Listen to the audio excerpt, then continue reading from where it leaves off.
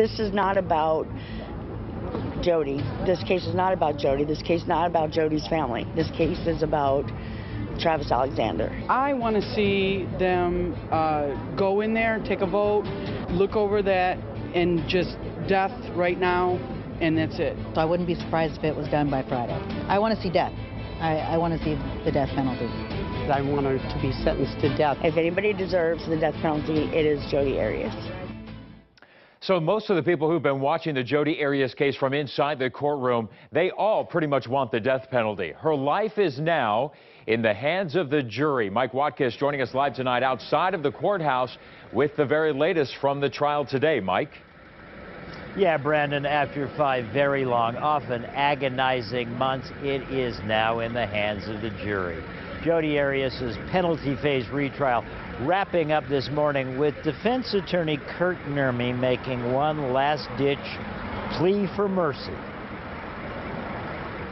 Kurt Nurmi did a pretty good job of rebutting the closing of Juan Martinez. He went through it in a passionate way. Passionate and powerful defense attorney Kurt Nurmi putting the finishing touches on JodiArias' defense this morning in one final pitch to persuade jurors to spare the convicted killer's life. He did a good job of humanizing her, pointing to her, saying, are you going to kill this woman? Putting up photos of her, just like he did yesterday. Are you going to kill this woman? Telling them what their duty was, to look at all of the evidence. After again showing photos of JodiArias at various stages in her life, and pushing the defense's 9 mitigating factors, including mental illness and no criminal history. A jury of 8 women and 4 men then beginning their deliberations of JodiArias' fate this afternoon. If any one juror finds one of the 9 mitigating factors apply, it's at very least a hung jury, and there is no third attempt, and she gets life. Ladies, you want to say anything today?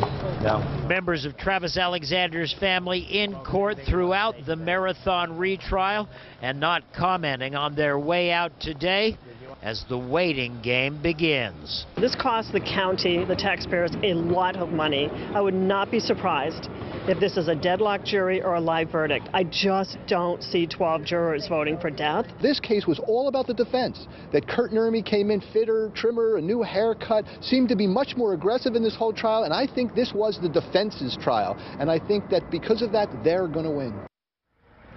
So there you have it. The observers and the pundits seem to disagree on all this. Jurors deliberating for about 3.5 hours this afternoon. They've knocked off for the day, but they're back at it tomorrow morning at 9 a.m. And of course, we're going to continue to monitor and have their decision as soon as it is rendered. Down at Superior Court, I'm Mike Watkis for 3TV.